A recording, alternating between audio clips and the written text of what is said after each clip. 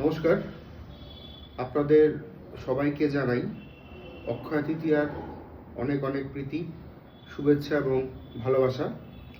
20 তারিখে দাঁড়িয়ে আমাদের কন্যা রাশির ক্ষেত্রে দিনটি ভালো যাবে। অর্থনৈতিক শ্রীবৃদ্ধির জায়গাটা ভালো হচ্ছে, বেকারদের কর্মের যোগ রয়েছে। তুলার ক্ষেত্র দিনটি ভালো, অর্থনৈতিক দিক থেকে প্রাপ্তি যোগ রয়েছে, ভ্রমণের সংযোগ বা সম্ভাবনা লক্ষ্য করা যাচ্ছে। তুলা রাশির জাতিকাদের ক্ষেত্রে সম্পর্ক মোটামুটি ভালো। মীন রাশির ক্ষেত্রে দিনটি ভালো, প্রতিযোগিতামূলক পরীক্ষা থেকে থাকলে শুভ হচ্ছে, ব্যবসায় উন্নতি এবং আটকে থাকা কর্ম উদ্ধার হওয়ার একটা চান্স রয়েছে আজকের দিনে। নেগেটিভিটি কর্কটের ক্ষেত্রে আমরা দেখতে পারবো, ব্যবসায় ক্ষতি, আর্থিক চাপ বজায় থাকবে এবং কিছুটা সিংহ রাশির জন্য আজকের দিনটি কিন্তু শুভ নয়।